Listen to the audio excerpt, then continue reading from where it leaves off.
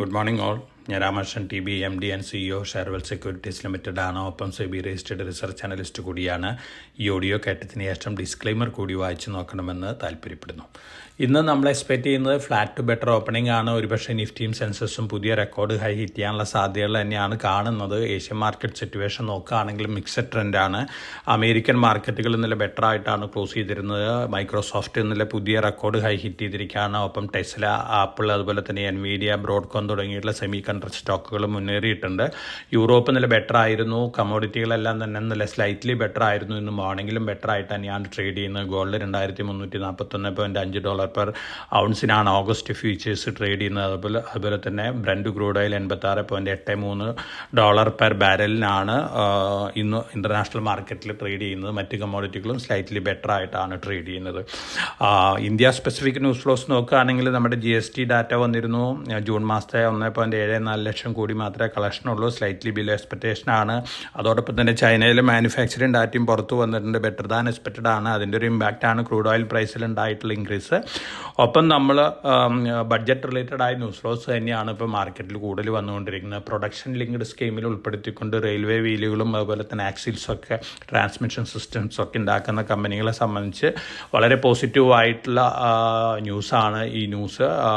ബഡ്ജറ്റിലാണ് ഈ അനൗൺസ്മെൻറ്റ് വരാൻ പോകുന്നത്. Jupiter Wagons, RK Forgings, Amber Enterprises, ഈ കമ്പനികൾക്കാണ് ഇത് ഏറ്റവും കൂടുതൽ പോസിറ്റീവായിട്ട് ഇമ്പാക്റ്റ് നൽകാൻ പോകുന്നത്. അതുകൊണ്ട് തന്നെ ഓവറോൾ റെയിൽവേ സ്റ്റോക്കുകൾ ബെറ്റർ ആയേക്കാം. അതോടൊപ്പം തന്നെ ജൂപ്പിറ്റർ വാഗൻസും RK ഫോർജിങ്സും ആംബറൊക്കെ വീണ്ടും മുന്നേറാനുള്ള ചാൻസ് തന്നെയാണ് കാണുന്നത്. Vodafone idea parent company UK 2,000 കോടി ഇൻവെസ്റ്റ് ചെയ്യാൻ പോവാണ് ഇന്ത്യയിൽ. അതുപോലെ തന്നെ മോർഗൻ സ്റ്റാൻലി അടുത്ത റീഷഫിൾ അവർ ഇൻഡെക്സിൽ വോഡാഫോൺ ഐഡിയ ഉൾപ്പെടുത്തുന്നു പറയുന്നു. പോസിറ്റീവായിട്ടുള്ള ന്യൂസാണ്. ഒപ്പം നമ്മൾ റിലയൻസിൻ്റെ ന്യൂസ്, മോർഗൻ സ്റ്റാൻലി പറയുന്നു വലിയ രീതിയിൽ മാർക്കറ്റ് ക്യാപിറ്റലൈസേഷൻ വീണ്ടും റിലയൻസിൻ്റെ കൂടിയേക്കാം. അതോടൊപ്പം തന്നെ പുതിയ IPOs റിലയൻസിൽ നിന്ന് വന്നേക്കാം. അവർ ടാർഗറ്റ് പ്രൈസ് കൂട്ടിയിട്ടുണ്ട്. 3,540 രൂപ പെർ ഷെയർ ആയിട്ടാണ് റിവൈസ് ചെയ്തിട്ടുള്ള. അപ്പോൾ റിവിഷനാണ്, പോസിറ്റീവ് ന്യൂസാണ്. ഫോർജിങ്സ് അവരുടെ സബ്സിഡിയറിയിൽ കൂടി ഹൈബ്രിഡ് ഇലക്ട്രിക് വെഹിക്കിൾസ് മോട്ടേഴ്സ് ഉണ്ടാക്കുന്ന ഒരു product launch subsidiary product launch ചെയ്തിരിക്കുകയാണ്. ഈ EV മോട്ടേഴ്സ് ഇമ്പോർട്ട് സബ്സ്റ്റിറ്റ്യൂട്ടാണ്. തീർച്ചയായിട്ടും വളരെ പോസിറ്റീവാണ് ഫോർജിങ്ങിനെ സംബന്ധിച്ച്. അഡാനി ഹിൻഡൻബർഗ് ഇഷ്യൂവിൽ കോട്ടക് മഹീന്ദ്ര ബാങ്കിനും കൂടി വലിച്ചഴച്ചിട്ടുണ്ട്. ഹിൻഡൻബർഗ് പറയുന്നത് കോട്ടക് മഹീന്ദ്ര ബാങ്ക് ആയിരുന്നു ഇന്ത്യയിൽ അവിടെ അക്കൗണ്ട് ഓവർസീ ചെയ്തിരുന്നതാണ്. സെബിക്ക് ഓഗസ്റ്റ് 14 മുമ്പ് ഇതിൻ്റെ എൻക്വയറി കംപ്ലീറ്റ് ചെയ്ത് റിപ്പോർട്ട് നൽകേണ്ടതുണ്ട് സുപ്രീം കോടതി വിധി പ്രകാരം. അപ്പോൾ അടുത്ത ദിവസങ്ങളിൽ ഒരുപക്ഷെ ഇത്തരത്തിൽ റിലേറ്റഡ് ന്യൂസ് ഫ്ലോസ് ഒക്കെ വരാനുള്ള ചാൻസസ് ഉണ്ട്.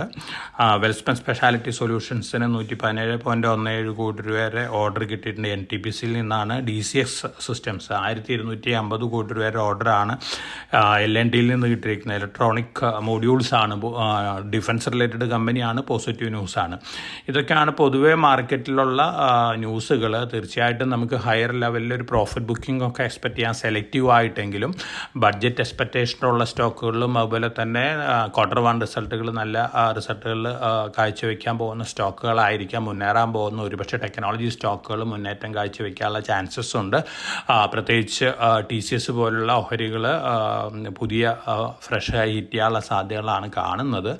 അതോടൊപ്പം തന്നെ വളരെ സെലക്റ്റീവായിട്ട് നമുക്ക് മാർക്കറ്റിൽ ഒരു അപ്വേർഡ് ട്രെൻഡൊക്കെ പ്രതീക്ഷിക്കാം. ഒപ്പം SME IPOകളുണ്ട്, പുതിയ IPOs ഒക്കെ വരുന്നുണ്ട്. തീർച്ചയായിട്ടും ഒപ്റ്റിമിസ്റ്റിക് ആയിട്ടുള്ള ഡേയ്സ് ആണ് നമുക്ക് മുന്നിലുള്ള. എന്നിരുന്നാലും ഹയർ ലെവലിൽ പ്രോഫിറ്റ് ബുക്കിംഗ് ഉണ്ടാവാം. അപ്പോൾ വളരെ കോഴ്സായിട്ട് മാർക്കറ്റിൽ മൂവ് ചെയ്യുക. നമ്മൾ റെക്കമെൻഡ് ചെയ്തിട്ടുള്ള സ്റ്റോക്കുകൾ long time point of view വാങ്ങാനുള്ള ഡിസിഷൻ എടുക്കുക. ഹയർ ലെവലിൽ അതോടൊപ്പം തന്നെ കുറേയൊക്കെ പ്രോഫിറ്റ് ബുക്ക് ചെയ്യാനുള്ള ഡിസിഷൻ എടുക്കുന്നത് നന്നായിരിക്കും. എല്ലാവർക്കും നല്ല ട്രേഡിൻ്റെ ആശംസിച്ചുകൊണ്ട് ഞാൻ ഇന്നത്തെ പ്രീ മാർക്കറ്റ് കമൻറ്റോട് അവസാനിപ്പിക്കുകയാണ്. Thank you.